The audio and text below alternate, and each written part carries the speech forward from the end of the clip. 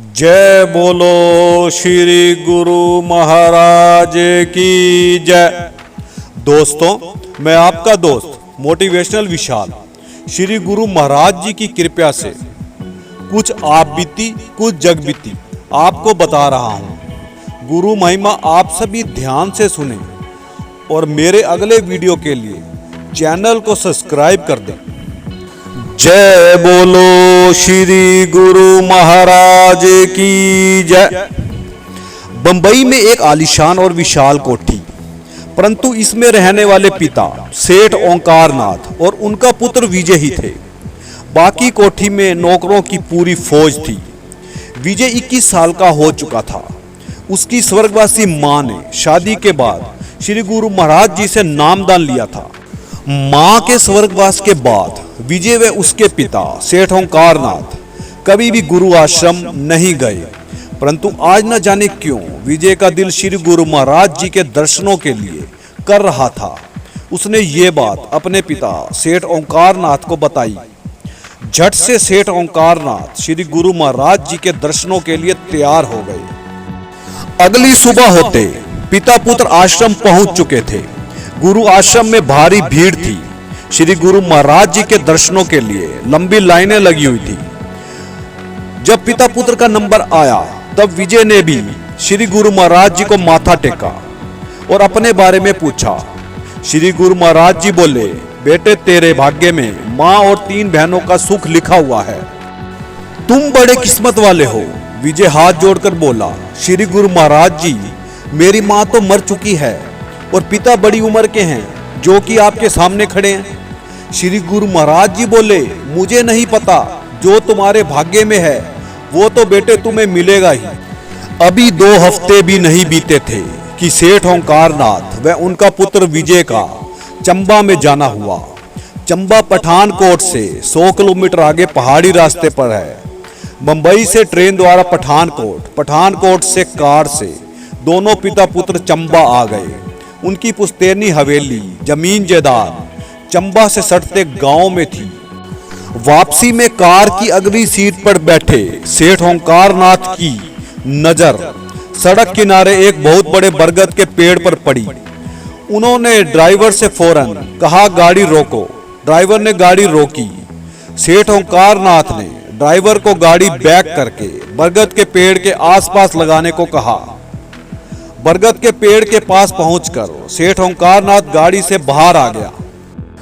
इधर उधर कुछ ढूंढते हुए उन्होंने अपने लड़के विजय को भी गाड़ी से बाहर आने को कहा और अपने पीछे पीछे आने को कहा। अब सड़क से नीचे उतरकर थोड़े ऊबड़ खाबड़ रास्ते से दोनों पिता पुत्र सड़क से थोड़ी दूर बने एक घर के सामने खड़े थे।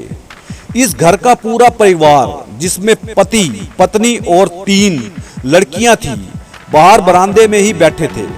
सेठ ओंकारनाथ व उनका लड़का विजय दोनों बरामदे में आ चुके थे। सेठ ओंकारनाथ बरामदे में बैठे पति पत्नी के सामने जाकर खड़े हो गए और बोले, रामनाथ पहचाना नहीं? पति पत्नी को सेठ ओंकारनाथ को पहचानने में पल भर की भी देरी नहीं हुई। रामनाथ और सेठ ओंकारनाथ ऐसे गले मिल रहे थे जैसे वर्षों की प्यास बुझा रहे हों। तभी सेठ ओंकारनाथ विजय की तरफ इशारा करते हुए बोले, ये विजय। रामनाथ की पत्नी ने इतना सुनते ही विजय को छाती से लगा लिया। उसका मुंह और माथा चूमने लगी। वह बोली, विजय की मम्मी कहाँ है? सेठ ओंकारनाथ बोले, उसका साथ बड़ा थोड़ा था। ये सुनते ही रामनाथ व उसकी पत्नी तेज तेज रोने लगे। सेठ ओंकारनाथ व विजय भी साथ ही रोने लगे। थोड़ी देर बाद विजय ने अपने पिता से पूछा कि पापा, मुझे बताओ ये कौन है? सेठ ओंकारनाथ जी बोले, बेटा ये तुम्हारी धर्म की मां लक्ष्मी देवी और ये तुम्हारे धर्म के पिता रामनाथ जी और ये तीनों तुम्हारी धर्म की बहनें हैं। जब तुम सिर्फ 2 महीने के थे तो मैं और तुम्हारी मां तुम्हें लेकर चंबा आए थे।